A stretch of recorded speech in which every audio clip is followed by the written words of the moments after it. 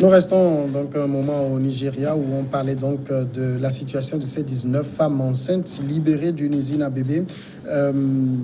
Marc Abouflan, vous aviez la parole et vous disiez qu'il fallait traiter le problème en entier. Oui, traiter le problème globalement, parce que si ces usines perdurent, c'est parce qu'il y a un besoin d'un certain nombre de personnalités, d'un certain nombre de personnes qui ont des ressources, mais qui n'arrivent justement pas à procréer. Et là où en Europe, par exemple, la médecine a évolué, là où il y a le phénomène des mères porteuses, le Nigeria a trouvé sa main de fabrique. Mais même au niveau de l'Occident, le phénomène des mères porteuses n'est pas véritablement partagé par tout le monde. Ouais. Il y a un véritable débat là-dessus actuellement en France. Oui, en fait, il y a débat, c'est vrai, mais c'est quelque chose qui est encadré aujourd'hui. Et vous pouvez, si vous avez le besoin et que vous avez les moyens, faire recourir à une mère porteuse, si tant est que vous n'avez aucun problème éthique avec cela, si vous trouvez une institution qui peut faire ce travail-là sans aucun problème avec son éthique.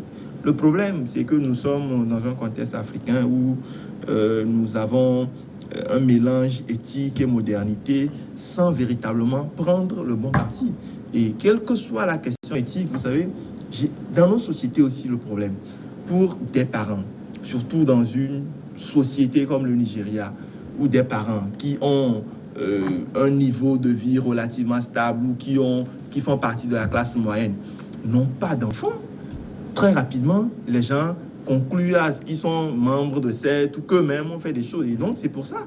C'est ça aussi la question sociale que pose l'existence de ces usines à bébés. C'est la perception que nos sociétés ont des personnes qui n'ont pas d'enfants ou qui se retrouvent à ne pas être parents jusqu'à un certain moment. Et c'est ce qui oblige un certain nombre de personnes, quitte même des fois à vendre un certain nombre de leurs richesses pour s'octroyer un bébé, quel que soit le moyen par lequel ils doivent passer, même si c'est pas ces usines à bébés. C'est pour ça que je dis que c'est non seulement un problème de perception sociale qu'il faut régler, mais un problème aussi de législation, d'encadrer ce genre de choses. Parce que je trouve, à mon avis, vu la misère ambiante même qu'il y a dans un pays comme le Nigeria, qu'il faudrait donner la possibilité aux parents de recourir à des adoptions des naissances, aux parents d'utiliser des personnes porteuses, tout ça dans une certaine légalité, mais aussi dans la confidentialité. Parce que ceux qui recourent aux usines à bébés ne craignent pas seulement le côté légal, mais ont envie de rester dans une certaine confidentialité eu égard au regard que la société porte sur ce phénomène. La question même, elle porte sur l'adoption. Il est possible de manière régulière d'avoir un enfant en l'adoptant simplement. Oui, seulement ça pose aussi parfois un problème. C'est-à-dire vous adoptez un enfant qui grandit après, qui découvre que vous n'êtes pas ses propres parents et qui se met à chercher ses parents. Et parfois ça amène beaucoup de frustration de la part de ceux qui ont supporté cet enfant-là jusque-là. Parce que vous savez, c'est des situations qui sont observables un peu partout avec les enfants adoptés. Je voudrais revenir sur le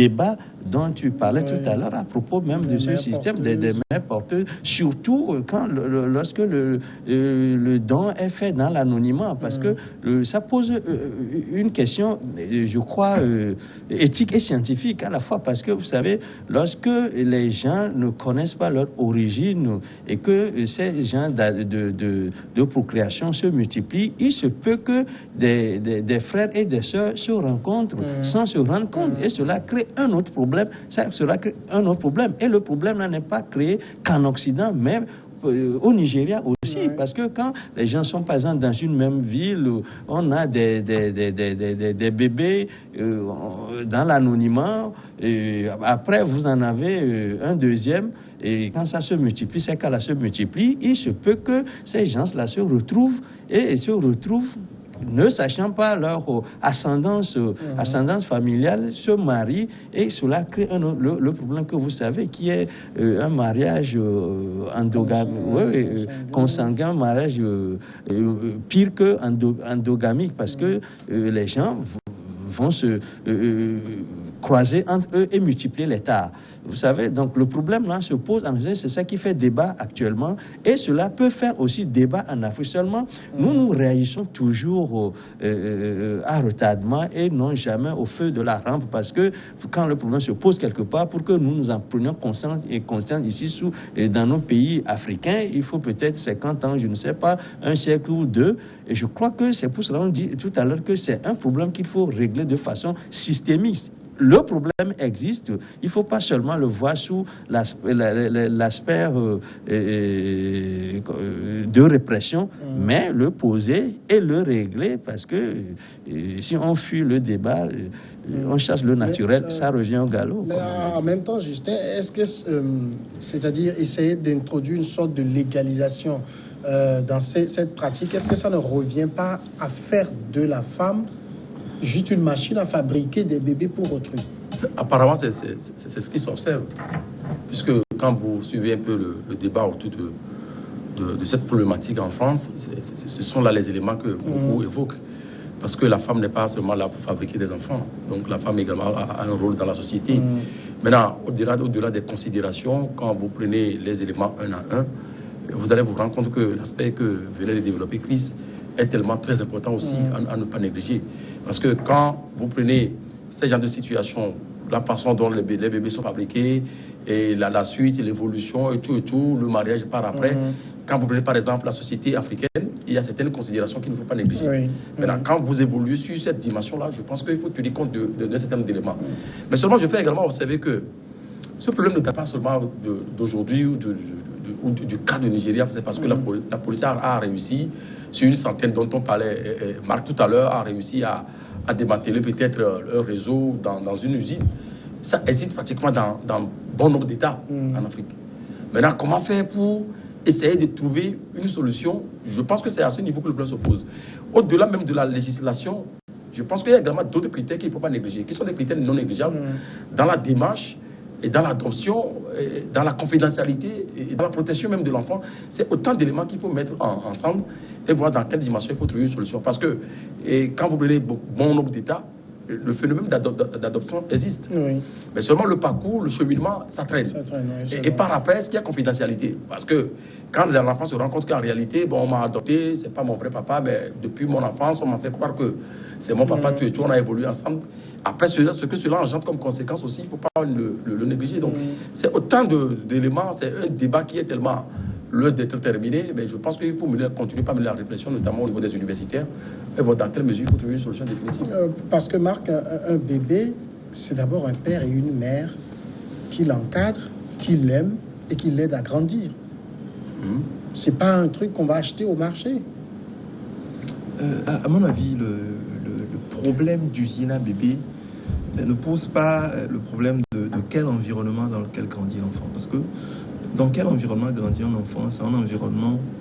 je suis de ceux qui pensent que être père, ce n'est pas seulement être père biologique. Mais c'est ceux qui récupèrent l'enfant dès la naissance, lui procurent l'amour et l'affection et, en fait, remplissent tout ce qui est besoin dans l'enfant. Et donc, je pense que ces usines à bébé, même s'ils posent dans nos sociétés un véritable problème éthique, n'en posent pas. Le seul problème qu'ils peuvent poser, c'est je ne maîtrise pas le fonctionnement de ces usines. On peut se poser la question si les bébés ne trouvaient pas preneur. Là, on est quand même dans un cas qui peut amener un véritable problème au niveau du développement de l'enfant.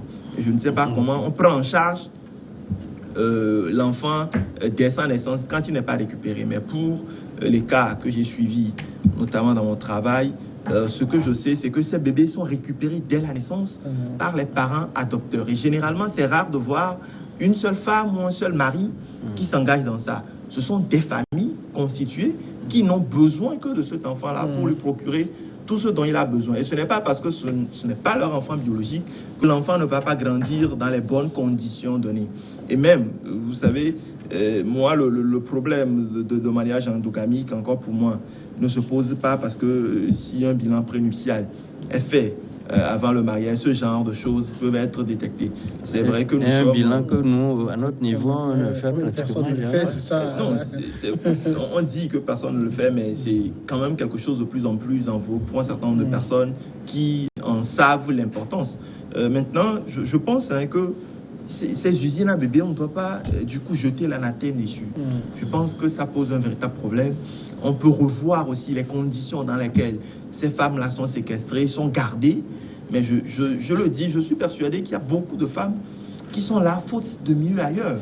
Et tant que nos gouvernements, tant que nos sociétés n'auront pas créé un mieux-être pour ces femmes-là qui ont un certain nombre d'enfants, qui procréent, mais qui n'ont pas de solution, qui voient les enfants mourir de faim simplement parce qu'elles n'ont pas les moyens de les nourrir, ces femmes-là vont naturellement aller vers ces usines à bébés parce qu'ils ont en réalité des clients qui sont prêts à payer le prix fort et à prendre soin de ces enfants-là.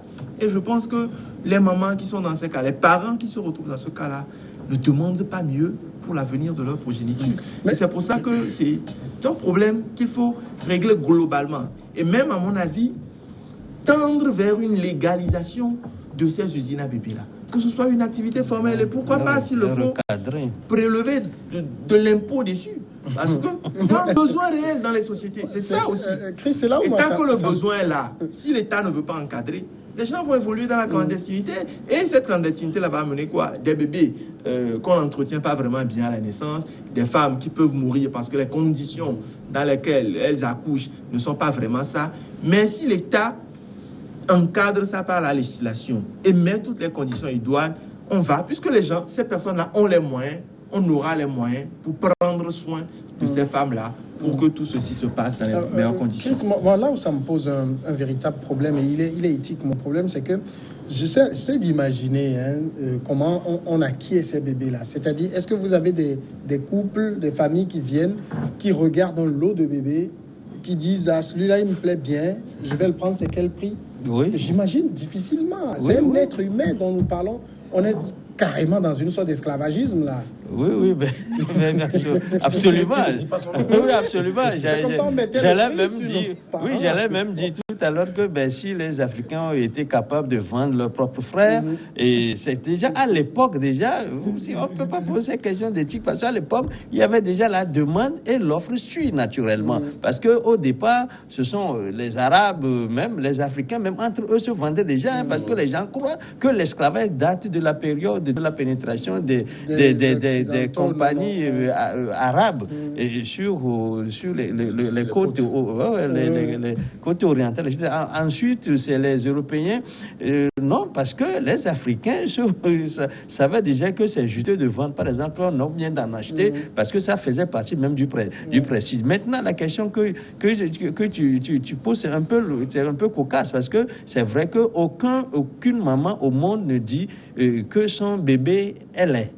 Il dit que mon beau bébé, etc. Donc voilà, si j'ai le choix entre plusieurs bébés, que des bébés que je n'ai pas, un bébé que je n'ai pas engendré, moi-même, autant prendre un bébé qui est tout beau, tout mignon, voilà, parce que lorsque vous avez le choix, évidemment, vous prenez ce qui correspond à votre goût. Donc la question que vous posez est une question pertinente, c'est-à-dire on expose et vous choisissez ce que vous voulez, peut-être à quel prix, peut-être il est un peu trop ceci, il coûte un peu moins cher, l'autre il est un peu plus, il coûte un peu, et puis il coûte un peu plus cher, et sans doute que ses parents seront un peu plus exigeants, et seront un peu plus exigeants. Et puis ce que je crains, c'est que si c'est seulement pour l'adoption, c'est bon, il ne faut pas que ces enfants-là, leurs chefs finissent par exemple à la poubelle parce qu'on leur aurait à un moment donné prélevé tel organe pour servir un autre enfant, parce qu'il y a aussi ce qui peut se cacher dans le trafic d'organes peut cacher aussi un trafic d'organes. Il faut le dire parce que la personne n'a pas forcément besoin, et puis cela peut aller au-delà des frontières africaines en Occident. Vous savez très bien que dans certains pays du Moyen-Orient, les gens se présentent dans des cliniques pour vendre tel organe, surtout quand on en a doté de 2 qui vendent une partie d'un rein, par exemple, etc.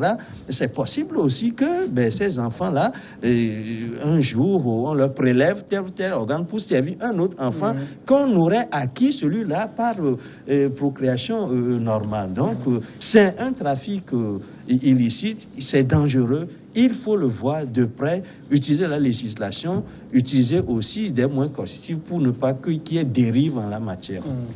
Mais je ne partage pas vraiment cette manière de fonctionner. C'est vrai que dans l'absolu, on ne maîtrise pas vraiment le fonctionnement des usines à bébés, mais ce que je sais, c'est que la demande est très forte. Oui. Et parce que la demande est forte, les enfants n'ont même pas le temps de naître pour qu'on les expose. Hein. Les parents, déjà que... En fait, les bébés sont vendus dès conception. Et les parents, preneurs, suivent la maman jusqu'à... Enfin, s'il y en a eu trois, par exemple, qui sont arrivés la nuit, un réseau de trafic d'êtres humains, surtout celui, en tout cas, qui aurait bénéficié au président. Et rien selon l'ancien. Où, en fait, dès que la maman tombe enceinte, les parents viennent et ne font pas le choix de l'enfant, mais font plutôt le choix de la procréatrice et du procréateur. Donc, ils choisissent l'enceinteur en quelque sorte et la maman porteuse. Et donc, une fois que la maman porteuse tombe enceinte, les parents suivent, en fait, les acheteurs suivent et mettent des ressources à disposition pour qu'on ait soin de cette maman-là jusqu'à ce que leur enfant sorte. Et puis, les parents peuvent décider de récupérer l'enfant dès naissance ou quelques jours après, le temps d'être allaité dès le premier jour au sein maternel. Donc, il y a un certain nombre de pratiques qui se développent autour de ça. Mais il ne faut pas oublier que nous sommes ici au Nigeria et non, par exemple en Occident où on fait des analyses préalables des spermes, etc. Ici, c'est en condo et tout, dans un certainement désordre absolu. On ne peut rien négliger parce que c'est des gens, c'est des trafiquants qui sont prêts à tout et à vendre au plus offrant. Justin Alani, pourquoi simplement ne pas accepter son sort? Je suis stérile, je ne peux pas avoir d'enfant, ce n'est pas la fin du monde. C'est une belle question, mais quand vous voyez aussi la société dans laquelle nous vivons, c'est la règle de la société. Le traitement, les ragots, et tout, ça fait qu'à un moment donné, quelqu'un qui est stérile n'arrive pas à s'assumer. Donc on passe par tous les moyens. Tantôt peut-être c'est aller chercher un enfant de sa sœur ou d'un parent, et après c'est pour faire croire que c'est son enfant. Tant au niveau de la femme qu'au niveau de l'homme, on n'arrive pas à s'assumer. C'est parce que c'est la société. Mais par contre, quand vous allez au niveau de l'Occident, ça personne ne dit rien. Hein? Bon, peut-être... dans nos sociétés africaines, peut-être, je prends le cas du Togo, c'est difficile peut-être pour un homme de se marier avec une femme qui est plus âgée que lui. Oui. Déjà, dans la société, il va se dire beaucoup de choses. Mais vous prenez par exemple un pays comme la France, le président et puis avec déjà ça en dit long. Donc ça veut dire que c'est la société africaine et ça fait que beaucoup n'arrivent pas à s'assumer. On passe par tous les moyens. Mais les blancs aussi ont compris à un moment donné avec cette histoire d'organisation autour de la procréation tout et qui fait débat aujourd'hui. Je pense que les gens ont compris, ont mis les moyens, et puis bon, ça évolue. Je pense que c'est au niveau de la société. Oui, mais il y a aussi la question de savoir, c'est quoi son sort. Nul n'est jamais sûr de son sort. On ne peut pas arrêter la vie aujourd'hui et dire que, c'est quand tu auras fini de vivre que tu peux conclure au sort que tu as vécu. Mais tant que demain peut se lever, on n'est jamais sûr. Quand tu arrives à 45, 50 ans, c'est la retraite. Mais tu sais, les gens vivent une forme de spiritualité aujourd'hui. Même dans la Bible, c'est dit que telle femme a conçu. A conçu. Vous savez, les gens des croyances comme ça, lorsque tu leur dis que, tel est ton sort, ils vont te dire, est-ce que tu es Dieu? Pour lui poser la question en ces termes-là. On n'est jamais sûr de son sort. Nul n'a la garantie du sort qu'il va vivre jusqu'à la fin de ses jours. Tout peut changer. Et c'est ce qui est palpitant dans la vie. C'est que chaque jour qui se lève est un nouveau jour qui peut emmener une surprise. Donc, on n'est jamais sûr de son sort pour dire que, j'accepte mon sort. C'est comme si tu vis un certain déterminisme. Or, aujourd'hui, les gens vivent plutôt l'autodétermination. Il dit, je serai mon destin. Voilà, je suis maître de mon destin. Et mon destin, c'est ce que je suis à ma mort. Voilà. Oui, il y a un certain nombre de réalités quand même qu'on ne doit pas oublier de prendre en compte. Et ces réalités-là, c'est que nous sommes dans une société très très contraignante sur un certain nombre de questions. Et quand vous n'avez pas la mesure, la hauteur, quand vous n'arrivez pas à prendre la hauteur justement sur cette pression sociale qu'on vous met là, vous en arrivez à des extrêmes. Surtout que moi je comprends le problème des usines à bébés parce que ce sont des parents qui sont riches, première chose. Deuxième chose, qui sont dépourvus d'enfants. Et dans nos sociétés, au-delà de tout ce qu'on peut accuser, vous accuser de sécurité et tout, il y a l'autre revers de la médaille. Les gens vont même jusqu'à faire des accusations en sorcellerie et tout, simplement parce que ça.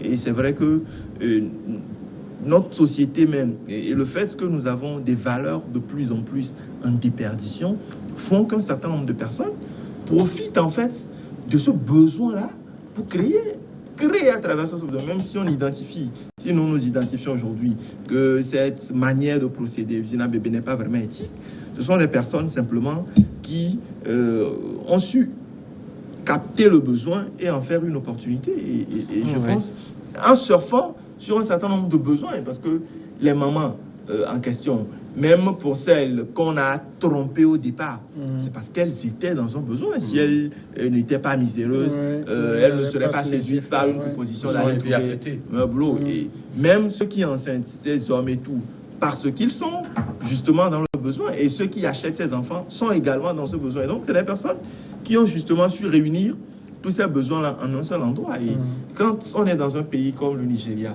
où ce genre de trafic prospère, il faudrait que l'État légifère et il faudrait sortir des carcans de ce que moi j'appelle encore opération de communication, parce que dans un pays comme le Nigeria, libérer 19 femmes et crier victoire, qu'on est en train de gagner le trafic humain, et sans véritablement qu'on est derrière, parce que ce qu'on ne nous dit pas, même aujourd'hui dans un pays comme le Nigeria, l'opération a été faite il y a 2 jours, même aujourd'hui, on peut déjà développer un nouveau trafic. Ces trafiquants-là peuvent développer un nouveau réseau ailleurs dans le même état ou dans un autre état carrément. C'est des gens qui sont capables, c'est des gens même qui sont capables d'exporter leur business dans les pays voisins comme le Togo, le Bénin. Donc, nous savons tous que la population nigériane est très, très, très corrompue. Mais il faudrait, la police nigériane est très, très corrompue, mais il faudrait aller au-delà simplement de cette opération de communication et soit engager une véritable réflexion pour voir dans quelle mesure légiférer sur ça, pas légaliser, mais légiférer sur ce genre d'activité, mais aussi changer ou faire évoluer la perception de la société sur ce genre de personnes qui s'adonnent à ce genre de choses. D'accord. Le débat était intéressant, vous avez compris donc pourquoi on a pris assez de temps pour en parler. Le second sujet, on va commencer par en parler et puis quand on reviendra après la pause, on pourra éventuellement continuer. Le président intérimaire de l'UDPS depuis l'élection de Félix Tshisekedi, cet homme de terrain a bien du mal à maintenir l'unité du parti, traversé par des luttes d'influence. Félix Tshisekedi était-il conscient de l'impact qu'allait avoir son ultime décision comme chef de l'UDPS le 22 janvier dans l'euphorie d'une victoire inattendue et controversée à l'élection présidentielle? Il est contraint de lâcher la direction du parti cofondé par son père, Feu Étienne, poids lourd de l'opposition congolaise depuis presque 4 décennies. L'UDPS doit se métamorphoser et le choix de Félix Tshisekedi s'est porté sur Jean-Marc Kabound. Eh bien, ce dernier, depuis peu, a du mal à maintenir l'unité. Au sein de ce parti, généralement, Justin Nani, on dit que les partis qui sont au pouvoir sont très soudés. Mais ce qu'on voit dans l'UDPS, là, ça ne montre pas une véritable soudure. Non, le problème qui se pose au niveau de l'UDPS a commencé bien avant l'arrivée de Tshisekedi au pouvoir. Depuis bien avant la présidentielle, où il a annoncé son intention de prendre la tête du parti. Dans un premier temps, il y a eu des problèmes, il y a eu des scissions, et par après, il y a eu une coalition, il s'est démarqué de la coalition, il a déposé sa candidature, il y a eu deal, et puis par après, il y a un autre qui a gagné, en lieu et place, on a proclamé Tshisekedi, et voilà, c'est comme si, à un moment donné, il a trahi le peuple. Maintenant, qu'est-ce qui s'est passé entre lui et Kabila? Personne ne le sait. La formation du gouvernement aussi a traîné. Ça fait qu'il y a autant de problèmes au sein de ce parti. Maintenant, aujourd'hui, il y a aussi Et il y a division, moi ça ne m'étonne pas. Je pense que les pères fondateurs de ce parti, notamment son papa qui n'est plus en vie aujourd'hui, il y a d'autres acteurs également politiques qui sont là, mais par rapport à tout ce courant et que ce parti traverse aujourd'hui, moi je pense qu'il y a du boulot. Puisque Étienne, comment on appelle, Félix Tshisekedi n'arrive même pas à s'assumer, à mon sens, comme un président réel, démocratiquement élu, qui puisse quand même poser sa base, sa volonté sur la gestion du pays. Ça fait que quand vous prenez certains États, par exemple, à un moment donné, c'est les amis de Kabila, les pro-Kabila qui sont encore à la tête de ces États-là, et qui font leur tête. Et ça fait qu'en tant que président, il n'arrive pas à décider. La formation du gouvernement avec tout ce qu'on lui a imposé, et tout. Je pense qu'il y a tout un travail autour de cette formation politique qui doit se faire et voir dans quelle mesure on doit quand même accepter un certain nombre de choses. Vous venez de le dire, lorsqu'on est au pouvoir, on a pratiquement tous les moyens. On a ce qu'on appelle le levier du pouvoir. On peut prendre la décision, on peut chercher peut-être à créer des mouvements comme on en voit dans certains pays africains, bien sûr. Donc, sur cette base-là, je pense que c'est l'occasion peut-être pour Félix de pouvoir quand même asseoir donc véritablement son pouvoir. Mais tel que ça se passe dans son parti, je pense qu'il a du pain sur la planche. Chris, un parti UDPS qui se déchire? Absolument, parce que je m'aligne complètement sur ce que mon confrère Justin Anani vient de dire. Telle est mon analyse du sujet, mon approche du sujet, parce qu'il faut quand même faire remarquer que le problème de division, ce n'est pas maintenant que cela se pose à ce parti-là. D'abord, il a tout dit l'essentiel sur le sujet, mais c'est que ce qu'il y a, c'est qu'on a l'impression que le président Tshisekedi n'est pas un homme à poigne, c'est-à-dire qu'il est très peu charismatique. Peut-être on se dit que c'est les conditions peut-être dans lesquelles il a acquis ce pouvoir-là qui l'ont un peu fragilisé à un moment donné, mais ce sur quoi il faut mettre aussi l'accent, c'est qu'il y a au sein de ce parti-là des ténors qui n'en demandent pas, des gens qui croient qu'on est en train de leur enlever un certain nombre de privilèges qu'ils ont acquis, les uns sous Tshisekedi père et les autres pendant cette période de flottement-là, qui a vu passer le pouvoir du Tshisekedi père à Tshisekedi fils, alors que celui-là, il n'a pas encore ce charisme-là qui l'a permis de raffermir la situation et de donner une orientation ferme.